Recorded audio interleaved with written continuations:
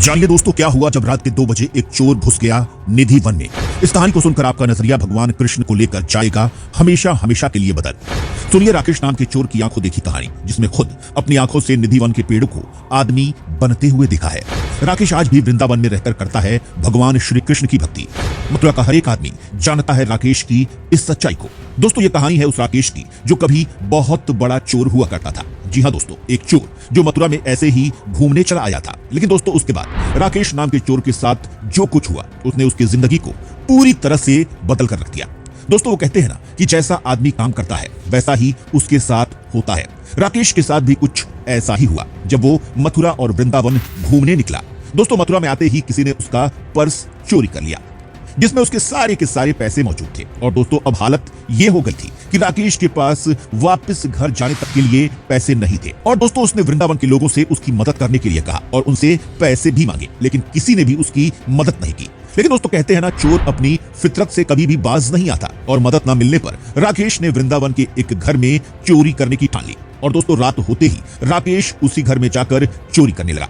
लेकिन दोस्तों तभी घर के मालिक की आंखें खुल गई और मालिक को आता देखकर राकेश घर की सबसे पिछली खिड़की से बाहर कूद गया। लेकिन दोस्तों उसे नहीं पता था कि इस घर की पिछली खिड़की निधि वन में खुलती है। और दोस्तों जिसे वो बगीचा समझ रहा था असल में वो निधि वन था। दोस्तों उसके बाद जैसे जैसे रात होती गई वैसे वैसे राकेश के होश उड़ने शुरू होते गए।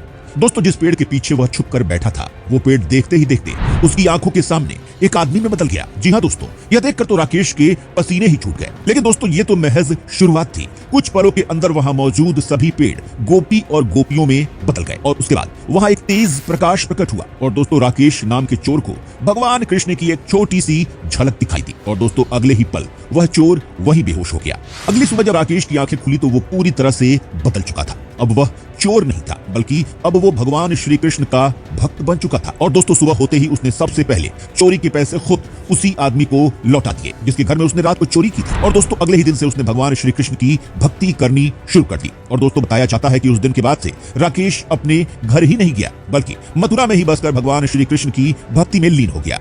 दोस्तों हम आपको यह भी बता दें कि ये अकेली कहानी नहीं है जो राकेश के साथ हुई है। वृंदावन में ऐसे चमत्कार भरे पड़े हैं, लेकिन शायद आपको पता ना हो दोस्तों। लेकिन हम आपको बता दें कि निधि वन के अंदर ही भगवान श्री कृष्ण का रंग महल है जिसमें हर रात को भगवान श्री कृष्ण खुद आते हैं। क्योंकि दोस्तों हर रात को भगवान श्री कृष्ण के लिए नीम की दातून, लड्डू, पान और बहुत सारी चीजें रखी जाती हैं। और निधि वन को 7 तालों से बंद कर दिया जाता है। और पूरी रात निधि वन में या रंग महल में इंसान तो छोड़ो जानवर तक नहीं जाते। लेकिन दोस्तों अगले दिन दातून चबाई हुई मिलती है और पान और लड्डू का भोग भगवान श्री कृष्ण को लग चुका होता है।